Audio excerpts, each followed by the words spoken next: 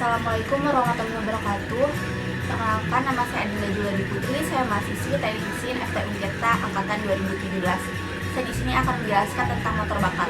Nah, sebelumnya kita harus tahu dulu apa sih motor bakar ini. Nah, motor bakar ini adalah suatu mesin yang berfungsi untuk mengubah energi termal dari bahan bakar menjadi energi mekanik. Nah, pengubahan energi ini atau conversion energi ini terjadi dalam suatu ruang dalam motor bakar, yaitu yang dinamakan ruang bakar. Secara umum prinsipnya yaitu bahan bakar masuk ke dalam ruang bakar atau masuk ke dalam silinder. Nah, di dalam ruang bakar terjadi proses pembakaran bahan bakar. Karena terjadi proses pembakaran, maka panas akan dihasilkan. Nah, dari panas ini dihasilkan tenaga atau tekanan yang besar. Nah, tekanan yang besar ini mendorong torak piston jadi bergerak secara translasi. Nah, dari gerakan translasi ini diubah oleh poros engkol jadi gerakan rotasi. Secara umum begitu prinsipnya.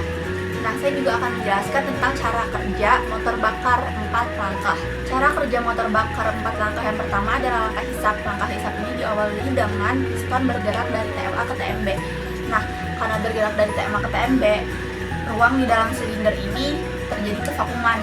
Karena adanya kevakuman ini, tekanan dari luar mendorong masuk campuran udara dan bensin ke dalam silinder. Campuran bensin dan bahan bakar ini masuk melalui suatu katup yang dinamakan katup hisap. Yang kedua adalah langkah kompresi. Langkah kompresi ini, katup hisap dan katup buang tertutup. Terus, piston dari titik mati bawah menuju ke titik mati atas, yang menyebabkan udara dan bahan bakar campuran tersebut menjadi terkompresi atau termampatkan.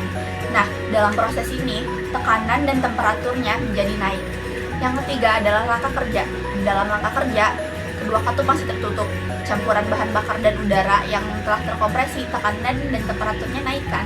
Nah, terus, karena tekanan dan temperaturnya naik, menyebabkan bahan bakar dan udara ini mudah terbakar. Nah, saat inilah busi mengeluarkan percikan apinya.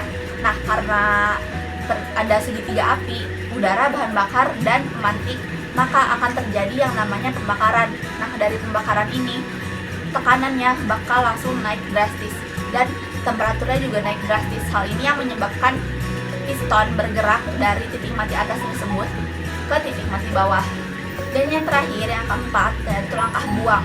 Di dalam langkah ini, piston yang berada di titik mati bawah menuju titik mati atas lagi untuk membuang gas sisa pembakaran yang telah dihasilkan. Nah, selama langkah buang ini hanya katup buang saja yang terbuka. Selanjutnya saya akan membahas tentang SFC. SFC atau konsumsi bahan bakar spesifik ini adalah banyaknya konsumsi bahan bakar yang digunakan per satuan waktu. Nah, didapat dari hasil praktikum saya, semakin tinggi putaran mesin akan semakin rendah SFC-nya. Menurut analisa saya, hal ini bisa terjadi karena semakin tinggi putarannya, maka temperatur yang dihasilkan juga akan semakin tinggi. Ini menyebabkan pembakaran yang terjadi lebih sempurna. Maka dari itu, SFC atau konsumsi bahan bakarnya per satuan waktu akan lebih rendah. Nah, selanjutnya itu ada efisiensi termis. Efisiensi termis ini adalah efisiensi dari pemanfaatan bahan bakar yang diubah menjadi energi mekanis. Adapun nilai yang didapat dari hasil perhitungan, efisiensinya masih tinggi. Hal ini menunjukkan mesin masih dalam kondisi bagus. Lalu ada istilah-istilah yang terdapat pada praktikum modul motor bakar ini. Nah, yang pertama ada RON. RON atau research octane number yang biasa kita sebut sebagai nilai oktan, merupakan suatu ikatan kimia yang menunjukkan seberapa besar kekuatan dari bahan bakar dalam menerima kompresi. Nah, yang kedua ada Certain number.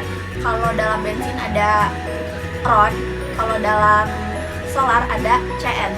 CN ini merupakan besaran yang menentukan ketahanan solar ketika dimampatkan dengan tekanan yang sebesar-besarnya sebelum terjadi self ignition atau terbakar sendiri bahan bakarnya. Yang ketiga ada camshaft. Camshaft ini berfungsi untuk mengatur dan menggerakkan katup.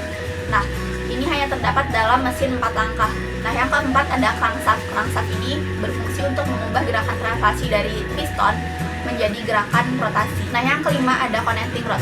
Connecting rod ini adalah penghubung antara piston dengan poros engkol. Sekian video penjelasan motor bakar dari saya. Kurang lebih mohon maaf. Wassalamualaikum warahmatullahi wabarakatuh.